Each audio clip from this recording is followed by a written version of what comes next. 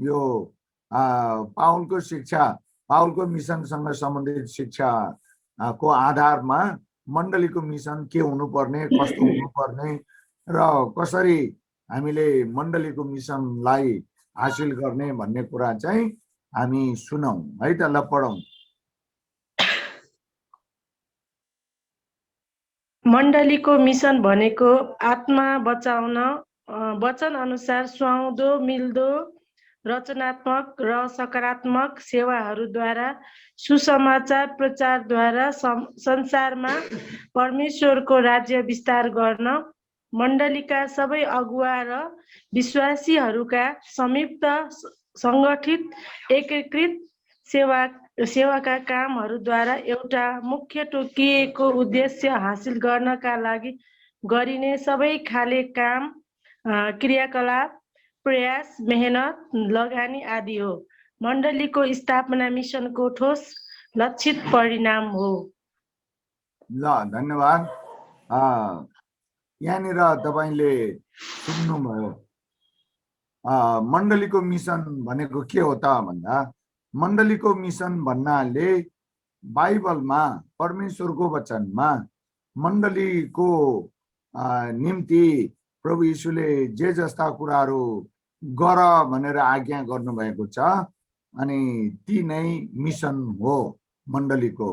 तर ती मध्ये सबैभन्दा आउटस्ट्यान्डिङ, ती मध्ये सबैभन्दा मुख्य चाहिँ के हो त भन्दा, यो सुसमाचार सुनाउने चाहिँ मुख्य हो। अब मण्डलीले सुसमाचार प्रचार गर्दाखेरि कसरी गर्नुपर्छ भन्दाखेरि आफ्नो आफ्नो ठाउँ, संस्कार, समाज, गाउँ, टोल अनुसार सुहाउँदो, मिल्दो, रचनात्मक र सकारात्मक सेवाहरू गरेर मण्डलीले आफ्नो ठाउँमा मिसनको सेवा गर्नुपर्छ भन्ने कुरा चाहिँ हामीले पाउलको शिक्षाद्वारा बुझ्न सक्छौं। अब यो किन यो आफ्नो आफ्नो गाउँ ठाउँ, टोल, समाजमा सुहाउँदो, मिल्दो, चल्दो, रचनात्मक र सकारात्मक सेवा गर्नुको मूल उद्देश्य के हो त भन्दा, परमेश्वरको राज्यको वृद्धि विस्तार नै हो। परमेश्वरको राज्यको वृद्धि विस्तार हो। त्यसकारणले मण्डलीको मिसनको नेतृत्व गर्ने व्यक्ति, समूह, संस्था, संगठन आदिले विचार गर्नुपर्ने, बुझ्नुपर्ने चाहिँ हाम्रो मिसनको खास अन्तिम फाइनल आउटकम चाहिँ के हुनुपर्छ त भन्दा, परमेश्वरको राज्यको वृद्धि विस्तार भएको देख्न पाउनुपर्छ। अनि यसका लागि चाहिँ दुई चार जना कसिएर मात्रै हुँदैन। राम्रोसँग सुन्नुहोस् अनि तपाईले राम्ररी बुझ्न पनि पर्छ। यसका लागि चाहिँ मण्डलीका सबै विश्वासीहरू र मण्डलीका सबै अगुवाहरू मिल्न पर्छ र समन्वयात्मक किसिमले समन्वय गरेर संयुक्त र संगठित रूपमा एकीकृत भनिएको छ मिसनको सेवालाई अगाडि बढाउनु पर्छ। अगुवाहरू मात्रै तातेर पनि हुँदैन र विश्वासीहरूलाई पनि यो विषयमा सिकाएर, उत्साह दिएर, तताएर अगाडि बढाउनु पर्छ। अनि अगुवाहरूले, मण्डलीका अगुवाहरूले यसका लागि आवश्यक प्रबन्ध मिलाउने काममा भूमिका चाहिँ खेल्न पर्छ है त।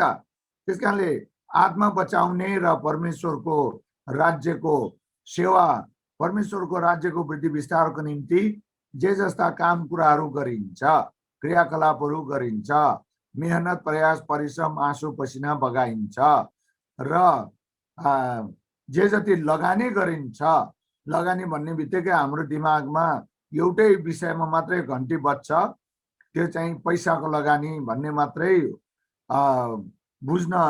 बुझ्छन् मान्छेहरूले।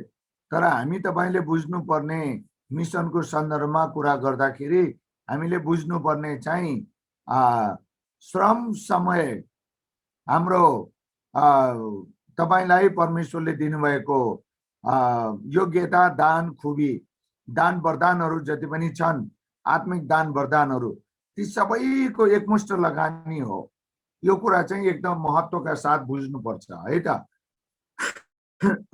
एकदम महत्त्वका साथ बुझ्नुपर्छ। यो रुपियाँ पैसाको लगानी मात्र भनेर बुझ्नु भएन। त्यो चाहिँ असन्तुलित बुझाइ हुन्छ। मिसनको सेवामा हामीले बुझ्नुपर्ने चाहिँ प्रत्येक अगुवा मण्डलीका र मण्डलीका प्रत्येक विश्वासीहरूले आफ्नो श्रम, समय, आत्मिक दान वरदानहरू, खुबी, योग्यता सबै कुराको लगानी मिसनको कामको लागि गर्नुपर्छ।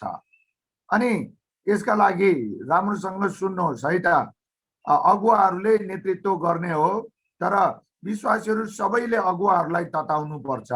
खोइ त हाम्रो चर्चको मिसन भनेर भन्नु पर्यो। कुरा बुझ्नुभयो? हाम्रो चर्चको मिसन खोइ त के हो? हाम्रो चर्चको मिसन, हाम्रो चर्चले के गर्दैछ? हामी तपाईहरुले अगुवाई गर्नुहोस्, नेतृत्व गर्नुहोस्, हामी अगाडि बढ्न र तपाईहरुले अराएको काम कुरा गर्न हामी तयार छौं भनेर विश्वासीहरूले पनि अगुवाहरूलाई उत्साह दिनुपर्छ। कुरा बुझ्नुभयो? यहाँनिर धेरै कुराहरू छ र त्यसमा मुख्य कुरा चाहिँ मण्डलीको मिसनको सम्बन्धमा विचार गर्दाखेरि वचन अनुसार रचनात्मक, सकारात्मक अनि मिल्दो चल्दो, राम्रो, इज्जतिलो काम कुराहरू सेवा गरेर, सेवा प्रदान गरेर, सेवा दिएर सुसमाचार प्रचार गरेर परमेश्वरको राज्य विस्तार गर्ने भन्ने हो। अनि त्यसका लागि सबै मण्डलीका सबै अगुवा र मण्डलीका सबै विश्वासीहरूको बराबरी भूमिका, योगदान, श्रम, समय आदिको लगानीको आवश्यकता हुन्छ। अनि मण्डलीले बुझ्नु पर्यो, विश्वासीले बुझ्नु पर्यो, हामीले लगानी गर्नुपर्छ, मिसनको लागि इन्भेस्ट गर्नुपर्छ। अनि त्यो इन्भेस्टमा रुपियाँ पैसा मात्रै होइन, श्रम, समय, आत्मिक दान वरदान, खुबी, योग्यताहरू सबै कुराको लगानी गर्नुपर्छ। र मलाई जहाँसम्म लाग्छ हाम्रो मण्डलीले यो कुरा बुझ्न बाँकी छ।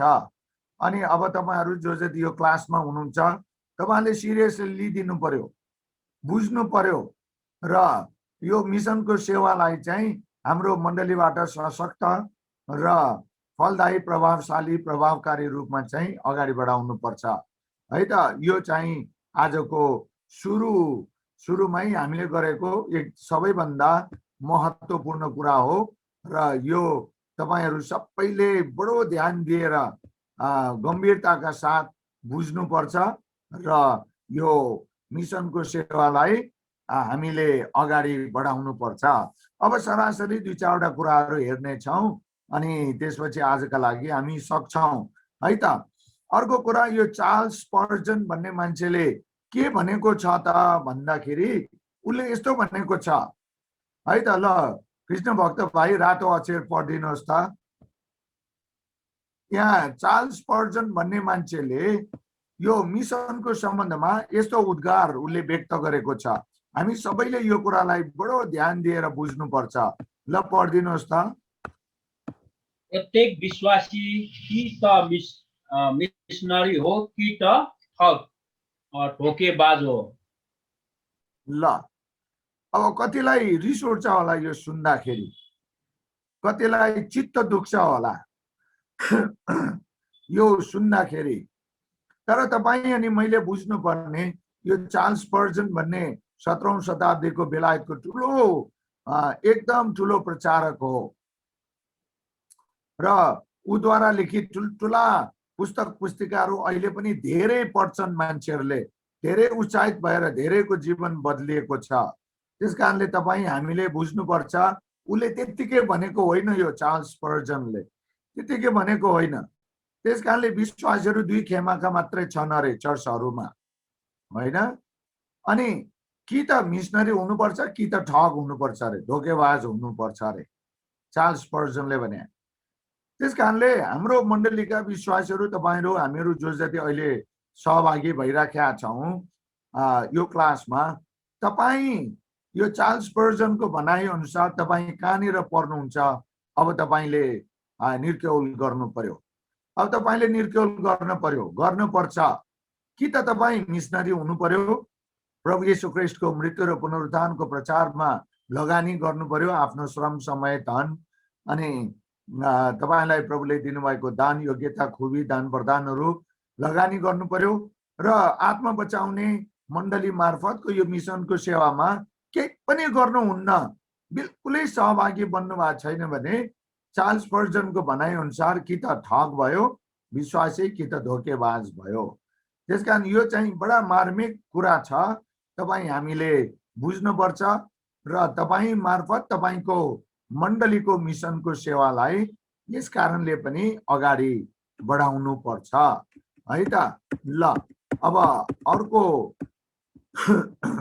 अब अर्को कुरालाई हामीहरू हेर्छौं र मेरो यहाँनिर नेक्स्ट भएको छैन, यसलाई एकचोटि फेरि स्टप गरेर म शेयर गर्न थाल्छु है त। यसलाई स्टप गरेर शेयर गर्न थाल्छु, तपाईहरु कहीँ पनि नजानु होला। फेरि पनि स्क्रिन शेयर गर्नुपर्ने भयो, यो नेक्स्टको कमान्डलाई मानेन र फेरि म गर्दैछु है त। ल अब हामी तपाईले बुझ्नुपर्ने मण्डलीको मिसन यो हो भने अब मण्डलीले के गर्नु पर्यो त, मण्डलीले के गर्नुपर्छ त है त। यो पावलको मिसनको शिक्षाको आधारमा यो कुरालाई हामी हेर्दैछौं।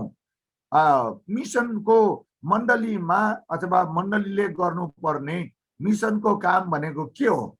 ल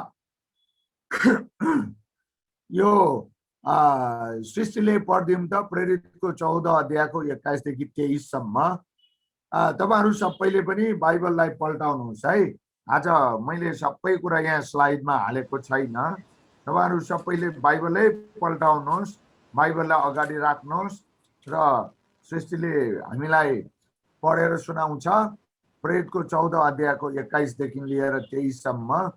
अनि यहाँबाट मिसनको त्रिपाई भनेको तीनवटा खुट्टा भनेको है त, यो वदान भने जस्तो हो। ल पढौं।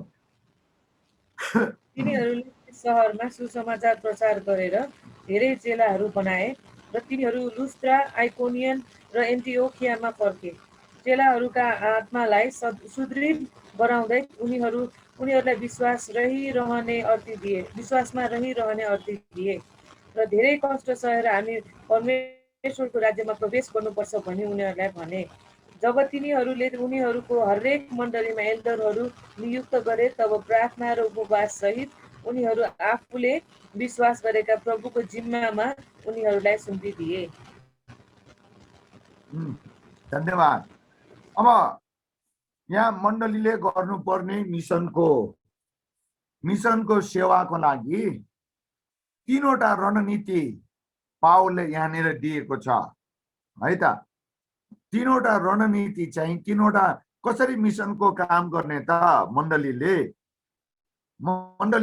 मिसनको काम गर्ने भन्नाले कुन के कस्ता क्रियाकलापहरुमा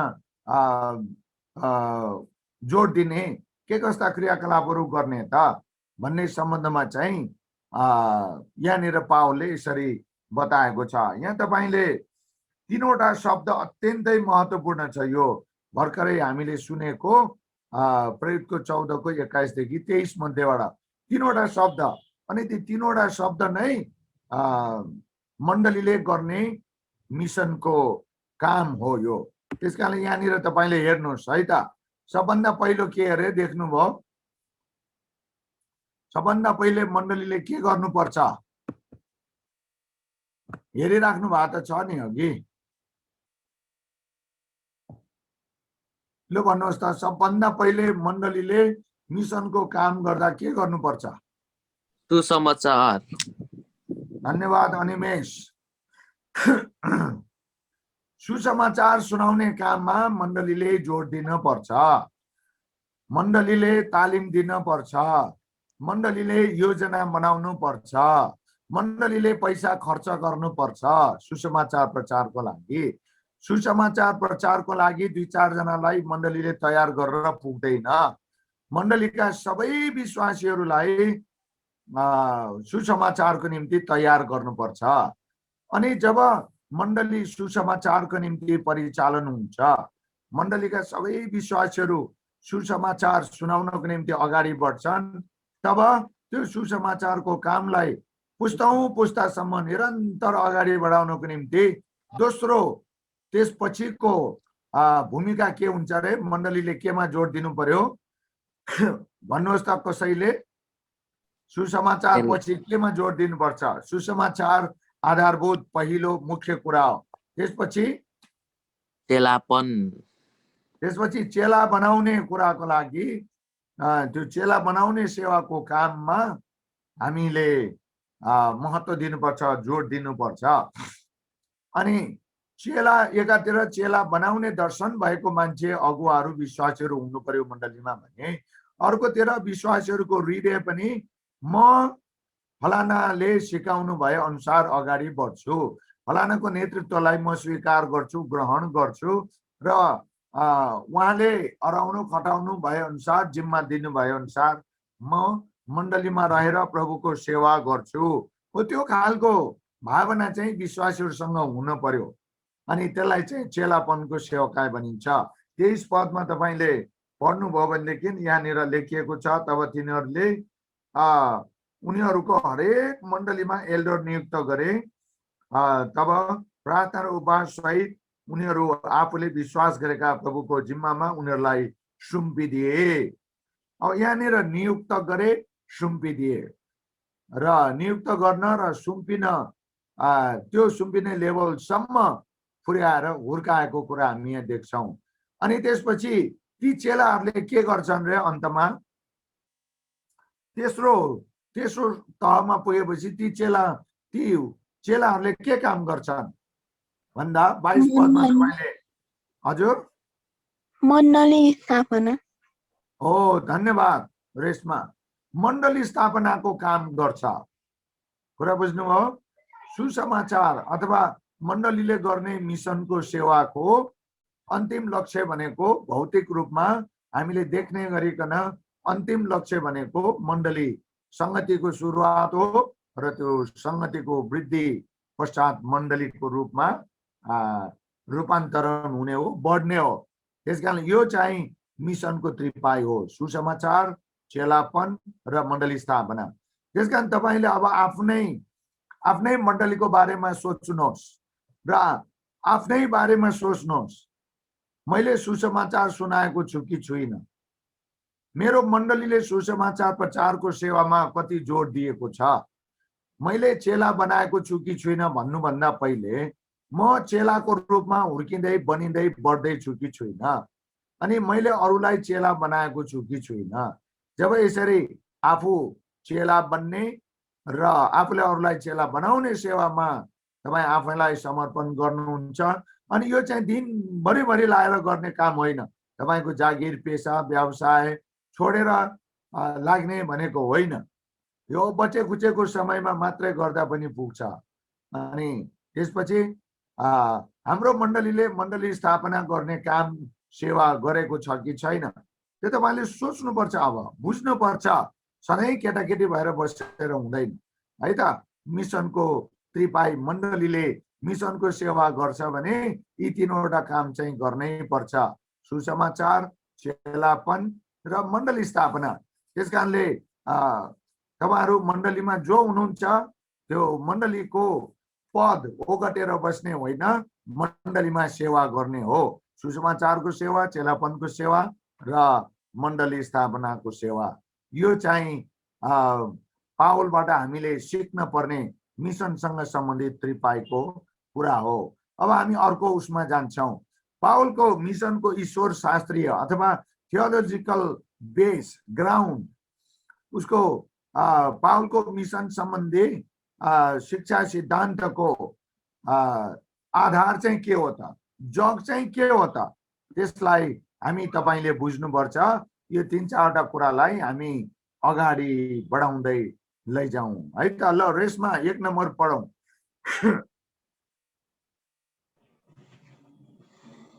मिशन सम्बन्धी पावलको शिक्षा र बुझाइ विश्वव्यापी प्रकृतिको छ। जेभेन्टाको भनाइ अनुसार पावलको मिशन सम्बन्धी शिक्षा परमेश्वरको वचनमा आधारित छ, जो सम्पूर्ण सृष्टि, संसार र सारा मानव समुदायको मुक्ति हो। धन्यवाद रेशमा। अब पावलको मिसनको ईश्वर शास्त्रीय आधार थियोलोजिकल फाउन्डेसन के हो त भन्दा उसको मिसन भनेकै संसारभर सुसमाचार पुर्याउनु हो। विश्वव्यापी प्रकृतिको भनेको संसारभर सुसमाचार प्रभु येशू ख्रीष्टको मृत्यु र पुनरुत्थानको सन्देश चाहिँ संसारभरि पुर्याउने चाहिँ उसको लक्ष्य हो। त्यसकारण पावलले मण्डली स्थापना मात्रै गरेन, उसले त्यो स्थापित मण्डलीमा पास्टर एल्डर डिकनहरू नियुक्त गरेर तालिम दिएर सिकाएर बुझाएर अनि त्यो मण्डलीले तुरुन्तै अर्को मण्डली स्थापना गरेको थुप्रै उदाहरणहरू हामी पाउँछौँ। त्यसकारणले यो किन गरेको त भन्दा पावलको मिसनको ईश्वर शास्त्रीय आधार चाहिँ संसारभरि सुसमाचारलाई पुर्याउनका लागि हो। त्यसकारणले हाम्रो मण्डलीले पनि यही कुराको निम्ति प्रार्थना गर्नुपर्छ र अगाडि बढ्नुपर्छ है त। ल अब 2 नम्बर चाहिँ अनिमेषले पढौँ है त। पावलको मिसनको ईश्वर शास्त्रीय आधारहरू मध्ये दोस्रो आधार के हो त? ल 2 नम्बर पढौँ अनिमेष। पावलको ईश्वरीय शास्त्रीय शिक्षा परमेश्वरको मिसन संस्कारको अन्त्यका दिनहरूसँग सम्बन्धित छन्। तसर्थ धेरै नयाँ नियमहरूका विद्वानहरू पावललाई अन्त्यका दिनहरूसँग सम्बन्धित ईश्वरीय शास्त्रीय भन्न रुचाउँछन्। ग्रीक शब्द एपोक्यालिप्स को अर्थ प्रकाश, जस अनुसार परमेश्वरले ख्रीष्टको मृत्यु र पुनरुत्थानद्वारा उहाँका सारा शत्रुहरू मृत्यु शैतान र शैतानमाथि विजय हुनु भएर उच्च रूपमा नयाँ युगको प्रकट गर्नु भएको छ। पहिलो कोरिन्थी 15:24। बाइबल अगाडि छ अनिमेष बाबु? हजुर गुरुबा अगाडि नै छ। ल यो खण्ड पनि पढौँ त, पहिलो कोरिन्थी 15:24। 15:24 कुरा गरौँ न। हजुर पहिलो कोरिन्थी 15:24 यसरी लेखिएको छ, तब अन्त्य आउनेछ जब उहाँले हरेक शासन, हरेक अख्तियार र शक्ति नष्ट पारेर परमेश्वर अर्थात् पितालाई राज्य सुम्पिदिनु हुनेछन्। आमेन। धन्यवाद। ल अब यो पहिलो कोरिन्थी 15:24 अनुसार पावलको मिसनको सेवकाईको ईश्वर शास्त्रीय आधार चाहिँ के हो त भन्दा यो मिसनको सेवा चाहिँ संसारका अन्तिम दिनहरूसम्म गर्नुपर्छ। यो भनेको चाहिँ के हो त भन्दा प्रभु येशू ख्रीष्टको दोस्रो आगमन नहुन्जेल मण्डलीलाई प्रभु येशू ख्रीष्टले उठाएर आफ्नो अनन्त राज्यमा नलगुन्जेलसम्म यो मिसनको काम चाहिँ संसारमा गरिरहनु पर्छ। त्यसैले यो मिसनको काम कहिले गर्ने, कहिले नगर्ने, कहिले के गर्ने, कहिले कसो गर्ने भन्ने कुरा होइन। एकदम निरन्तर गरि नै रहनुपर्छ, गरि नै रहनुपर्छ, गरि नै रहनुपर्छ। यो मण्डलीलाई परमेश्वरले प्रभु येशू ख्रीष्टले हराउनु भएको हो। अब यो अन्तका दिनहरू भन्ने जुन शब्दको प्रयोग गरिएको छ त्यसलाई अंग्रेजीमा चाहिँ अपोकालिप्सिस भनेर भन्छ अनि यसको अर्थ चाहिँ प्रकाश हो। त्यो भनेको चाहिँ प्रभु येशू ख्रीष्टले शैतानको, मृत्युको अनि पापको र संसारका विभिन्न दृश्य अदृश्य शक्तिहरूलाई क्रुसको बलिदान र पुनरुत्थानद्वारा उहाँले हराइसक्नु भएको छ। ती सबै हारेका कुराहरू हुन्, हार खाइसकेका कुराहरू हुन्, मृत्यु, शैतान र पाप। तर यो विजयलाई प्रचार गर्ने, संसारभरि फैलाउने काम चाहिँ जिम्मा चाहिँ मण्डलीलाई नै प्रभुले दिनुभएको हुनाले मण्डली चुप लाएर बस्नुहुन्न। र अहिले संसारमा शैतानको काम किन बढेर गएको त भन्दा तपाईँ हामीले बुझ्नुपर्छ, मण्डली चुप लागेर हो, मण्डलीले मिसनको काम नगरेर हो। जब मण्डलीले अत्यन्तै क्रियाशील रूपमा, सक्रिय रूपमा, प्रभावशाली रूपमा मिसनको काममा अगाडि बढ्छ मिसनको कामलाई अगाडि बढाउँछ। शैतान साँच्चैकै हाम्रो इलाकामा, हाम्रो गाउँटोलमा, हाम्रो देश समाजमा शैतान हार्छ र प्रभु येशूको जयलाई हामीले यसरी प्रचार गर्नुपर्छ। त्यसकारण कहिलेसम्म त भन्दा पावलको ईश्वर शास्त्रीय आधार चाहिँ उहाँ प्रभु येशू ख्रीष्टको दोस्रो आगमन नहुन्जेलसम्म मण्डलीले मिसनको काम गर्नुपर्छ, गराउनुपर्छ र निरन्तरता दिनपर्छ। यो तपाईले बुझेर चुप लागेर बस्ने विषय पनि होइन। यो चाहिँ जब तपाईँ सुन्नुहुन्छ, बुझ्नुहुन्छ अनि त्यसलाई कार्यान्वयन गर्नतिर लागिहाल्नु पर्ने विषय हो। यो चाहिँ पावलको ईश्वर शास्त्रीय आधार हो। मण्डलीले मिसनको काम कसरी गर्नुपर्छ भन्ने सम्बन्धमा अब हामी अलिकति विषयान्तर गरौँ है त। अलिकति फरक विषयतिर हामी लागौँ र त्यो चाहिँ के हो त भन्दा मिसन सम्बन्धी पावलका व्यवहारिक के अरे सिद्धान्तहरू, शिक्षाहरू, अवधारणाहरू, कन्सेप्ट्सहरूको बारेमा हामी छोटकरी रूपमा विचार गर्नेछौँ।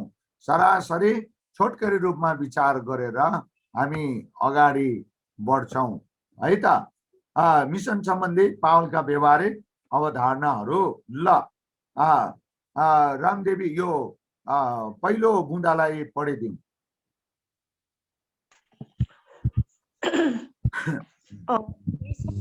पावलका व्यवहारिक अवधारणाहरू।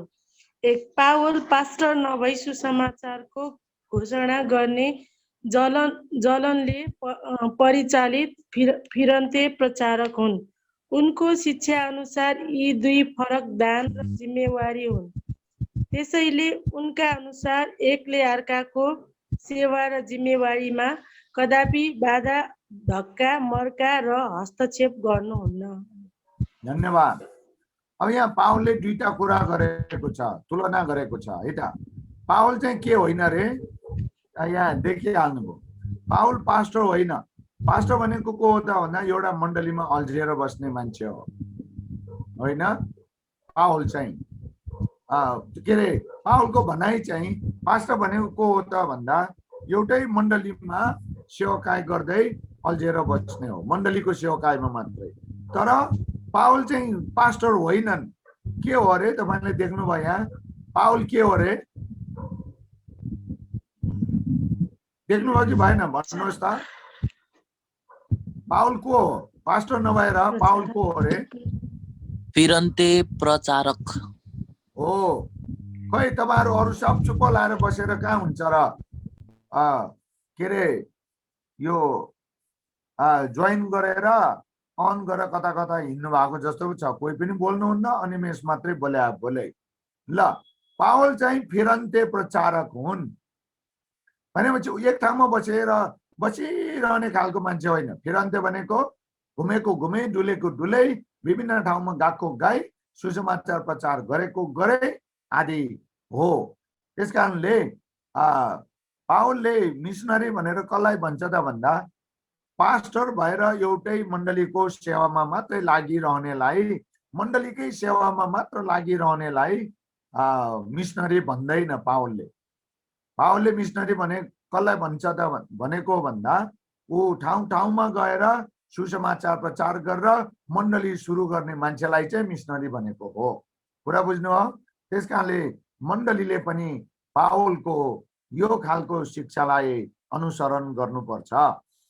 अनि पास्टरले मिसनरीको कामलाई बाधा, धक्का, मर्का पर्न दिनुहुन्न, हस्तक्षेप गर्नुहुन्न र मिसनरीले पास्टरको कामलाई धक्का, मर्का पर्न दिनुहुन्न, बाधा दिनुहुन्न भन्ने चाहिँ पावलको शिक्षा हो है त। ल अनि मिसन सम्बन्धी पावलको व्यवहारिक पहिलो कुरा। दोस्रो कुरा दानियल पढौं। पावलको मिसन सम्बन्धी दोस्रो महत्त्वपूर्ण अवधारणा के हो त?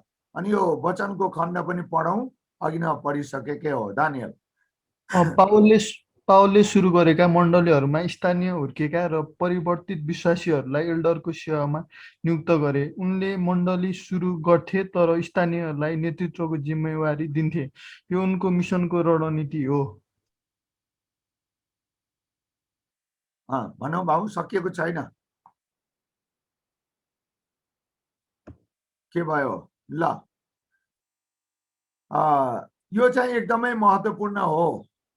पावलको मिसन सम्बन्धी अवधारणाको बारेमा विचार गर्दाखेरि तपाईँ हामीले बुझ्नुपर्ने यो अत्यन्तै महत्त्वपूर्ण पावलको शिक्षा हो, उत्साह हो कि जहाँ संगति सुरु हुन्छ, मण्डली सुरु हुन्छ, मिसनको बोझ भएको मिसनरीले सुरु गरेको मण्डलीमा स्थानीय मान्छेहरूलाई अगुवाको रूपमा अगाडि बढाउँछ।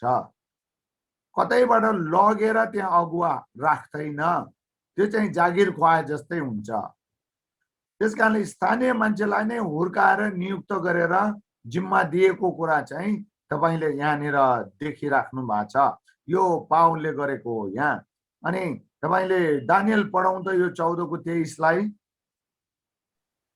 जब तिनीहरूले उनीहरूको हरेक मण्डलीमा एल्डरहरू नियुक्त गरे तब प्रार्थना र उपवास सहित उनीहरू आफूले विश्वास गरेको प्रभुको जिम्मामा उनीहरूलाई सुम्पिदिए। देख्नुभयो, स्थानीय जुन ठाउँमा मण्डली सुरु हुन्छ त्यो ठाउँमा त्यहीकै विश्वासीलाई हुर्काएर मण्डलीमा एल्डरको रूपमा नियुक्त गरेर जिम्मा दिएर सुम्पेको कुरा, नेतृत्वमा ल्याएको कुरा, लिडर बनाएको, अगुवा बनाएको कुरा हामी यहाँनिर देख्छौँ। र यो पावलको रणनीति हो। अनि यो पावलको रणनीति अहिलेसम्म जस्ताको तस्तै कुनै हालतमा पनि फेरबदल भएको छैन र यो नै धेरै सफल र व्यवहारिक रणनीति पनि हो र हामीले पनि यही रणनीतिलाई अख्तियार गरेर अगाडि बढ्नुपर्छ है त। ल अब तेस्रो पावलको मिसन सम्बन्धी धर्मशास्त्रीय शिक्षाको अवधारणाहरू मध्ये तेस्रो मदनले पढौं। पावल परमेश्वरको सेवाको निम्ति बोलावटको निश्चयता भएकाहरूलाई समूह बनाएर सेवा गर्ने मिसनरी र यही रणनीतिका पक्षपोषक हुन्। ल पावलको मिसन सम्बन्धी तेस्रो अवधारणा के हो, कन्सेप्ट के हो त भन्दा ऊ एक्लैले मिसनको सेवा गर्दैन थियो र ऊ समूहमा मिसनको सेवा गर्न सिकाउने, प्रेरणा दिने र समूहलाई आफै पनि लिएर हिँड्ने र अरू मिसनको सेवा गर्नेहरूलाई पनि समूह समूहमा खटाउने मान्छे हो। त्यसकारणले मिसनको सेवा भनेको के हो त भन्दा एक्लैले त्यो मुसाले दुलो खन्या जस्तो एक्लैले गर्ने सेवा होइन। के हो अरे, कसरी गर्नुपर्छ अरे मिसनको सेवालाई देख्नुभयो नि तपाईले, कसरी गर्नुपर्छ, पावलले कसरी गर्यो? समूह बनाएर धन्यवाद, समूह बनाएर मिसनको सेवा गर्नुपर्छ, एक्लैले गर्ने काम होइन। सकेसम्म धेरैभन्दा धेरै मानिसहरूलाई हामीले यो मिसनको सेवामा सहभागी बनाउनु पर्छ, इन्गेज गर्न पर्छ, अनि मिसनको काममा सफलता त्यहाँ आउँछ। त्यसकारणले जति सक्छ बढी समूह, जति सक्छ बढी टिमलाई इन्गेज गराएर मिसनको काम गर्नुपर्छ। यो पावलको अवधारणा हो। हामी उसको सम्पूर्ण मिसन सम्बन्धी शिक्षामा यो कुरालाई प्रष्टसँग हामी देख्न सक्छौँ।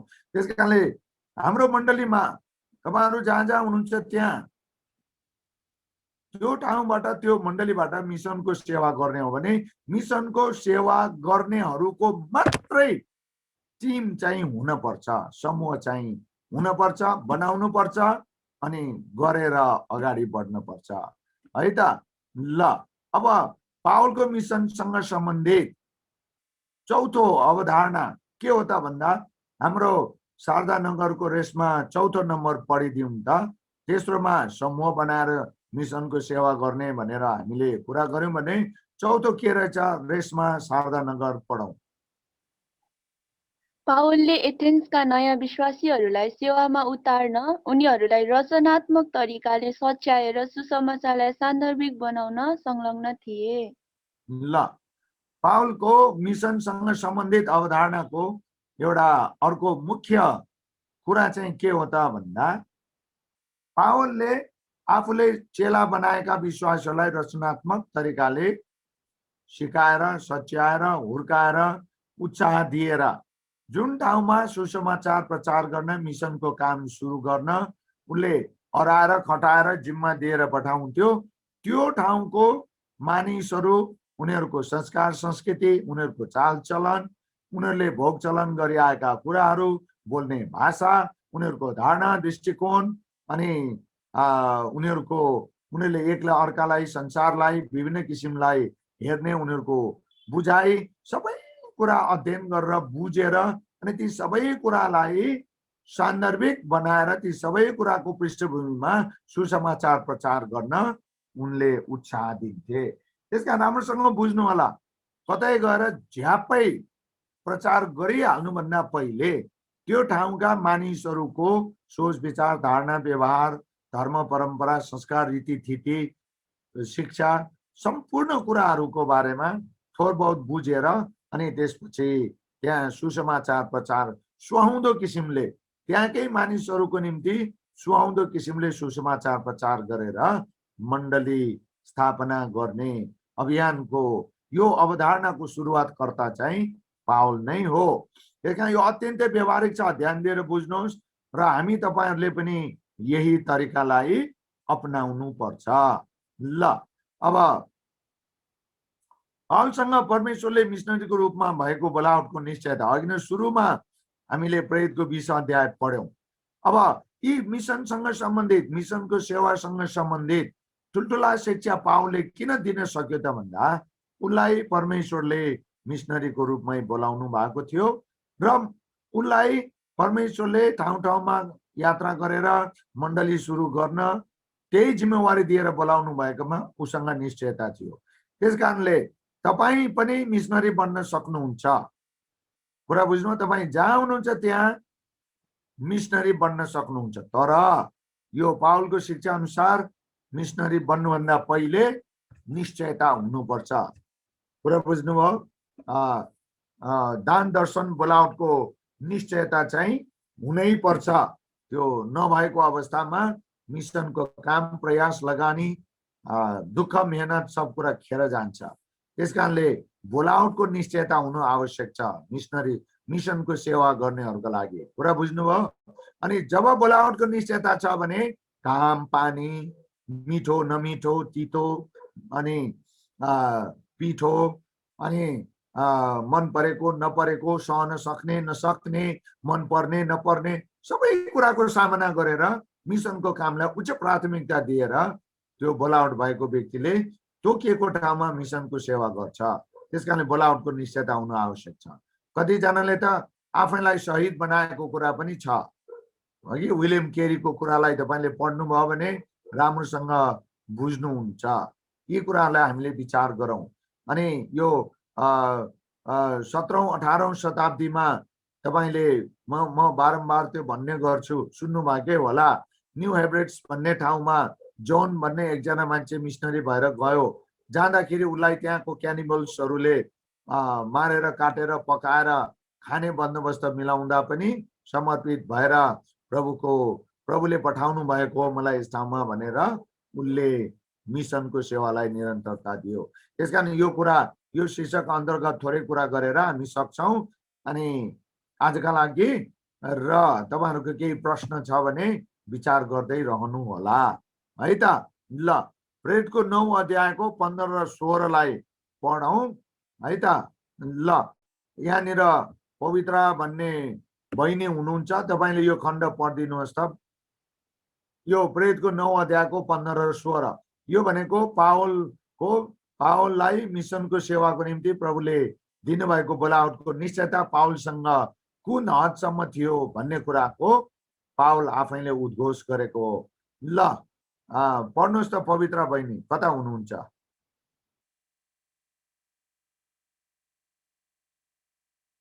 ल सृष्टि पढौं।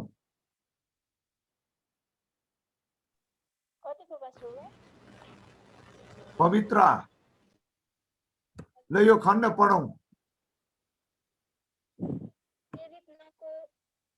सुनिएन? भोल्युमलाई अलि बढाउनु पर्यो।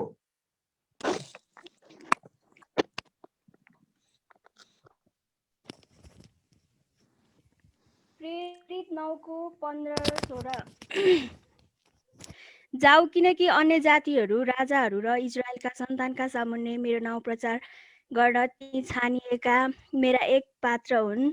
किनकि मेरो नाउँको खातिर तिनले कति कष्ट भोग्नुपर्छ सो तिनलाई देखाउनेछु। धन्यवाद। कहाँदेखि हो नि नानी? म सुनदेवीदेखि। हजुर? सुनदेवी। ए ल धन्यवाद। सुनदेवी? हजुर। ल धन्यवाद। अब सुन्नुहोस् है त, पाउलसँग परमेश्वरले मिसनरीको रूपमा भएको बोलावटको निश्चयता। अब यहाँनिर हननियालाई परमेश्वरले के भन्नुहुन्छ त भने, ए हननिया जाऊ, तिमी साउलको निम्ति प्रार्थना गर्देऊ भन्दाखेरि हननिया डराउँछ, मान्दैन, हिचकिच गर्छ। प्रभु कहाँ उसले तपाईँको छोराछोरी कतिलाई मारेको छ, अनि कतिलाई सताएको, दुःख दिएको छ, अनि कहाँ म गइराख्नु भन्ने खालको कुरा गर्छ। अनि हननियाको त्यस्तो खालको कुरा सुनेपछि प्रभुले हननियालाई भन्नुहुन्छ, यो हननियालाई भन्नुभएको, प्रभुले हननियालाई पाउल कहाँ भर्खरै परिवर्तन भएको थियो, प्रभुलाई भेटेको थियो। अनि हननियालाई चाहिँ के भन्नुभयो त भन्दा, जाऊ उसका गएर मैले भने अनुसार, अराए अनुसार तिमीले प्रार्थना गर्नुपर्छ, उसलाई हुर्काउनु पर्छ, सिकाउनु पर्छ, बढाउनु पर्छ। किन भन्दा अन्य जातिहरू, राजाहरू र इस्राएलका सन्तान भनेको यहुदीहरूका सामुन्ने मेरो नाउँ प्रचार गर्न तिनी छानिएका मेरा एक पात्र हुन्। भनेपछि मिसनरी भने को हो त भन्दा, परमेश्वरले उहाँको राज्यको वृद्धि विस्तारको सुसमाचार प्रचार गर्नको निम्ति प्रभुले चुन्नु भएका पात्रहरू हुन् मिसनरी भने। त्यस कारणले बडो यसलाई गम्भीरताका साथ ठुलो कुराको रूपमा लिनुपर्छ, अनि यो एउटा ठुलो सौभाग्यको रूपमा पनि लिनुपर्छ है त। अनि हननियालाई प्रभुले स्पष्ट भन्नुभयो, जसका तिमी गएर प्रार्थना गर्न जाँदैछौ, म तिमीलाई हराउँदैछु, त्यो व्यक्तिले मेरो निम्ति धेरै कष्ट भोग्दैछ, भविष्यमा धेरै दुःख भोग्दैछ, र उसले के कस्तो के कति दुःख कष्ट सतावट भोग्नुपर्छ म तिमीलाई देखाउँछु। त्यसकारण मैले मिसनको काम गर्न छानेको मान्छे हुँ भनेर हननियालाई प्रमाणित गरिदिनुहुन्छ प्रभुले है त।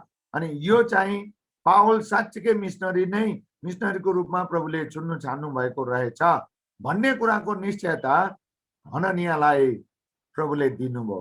त्यसकारणले हामीलाई पनि प्रभुले उहाँको सुसमाचार, प्रभु येशूको मृत्यु र पुनरुत्थानको सुसमाचार प्रचार गर्नको निम्ति उहाँले तपाईलाई कुनै न कुनै तरिकाले निश्चयता दिनुभएको हुन्छ। अनि त्यसलाई हामीले समातेर पक्रेर निश्चित रूपमा अगाडि बढ्नुपर्छ है त। हुन्छ ल, अब यसलाई अघि न मैले भने यो 4 नम्बरकोलाई सकौँ, अनि हामी यो 4 नम्बरको सकेपछि हामी आजको लागि सक्छौँ है त। ल, अब पाउलको मिसनको रणनीति के थियो त, कस्तो थियो त, त्यो कुरा बुझ्नको लागि रणनीति भनेको के हो त्यो बुझ्न आवश्यक हुन्छ। केलाई भन्छ रणनीति भनेर, त्यो बुझ्न आवश्यक छ। रणनीति भनेको के हो, स्ट्राटेजी भनेको क्या हो। अब भाइ बहिनीहरू, तपाईहरू जो जति सहभागी हुनु, राम्रोसँग बुझ्नुहोस्। मिसनको रणनीति हुन्छ। संसारको कुनै पनि काम गर्ने रणनीति भनेको तौर तरिका हो। त्यो तौर तरिका हुन्छ, हुनुपर्छ। अनि त्यो बुझेन भने तपाईँ जुन काम गर्दै हुनुहुन्छ त्यो काम गर्ने तौर तरिका थाहा छैन भने तपाईको श्रम, समय, लगानी, धन सबै कुरा खेर जान्छ। त्यसकारण रणनीतिको, मिसनको पनि रणनीति छ। त्यो रणनीति भनेको के हो त्यसको परिभाषाको मात्रै कुरा गरेर आजलाई सक्छौँ।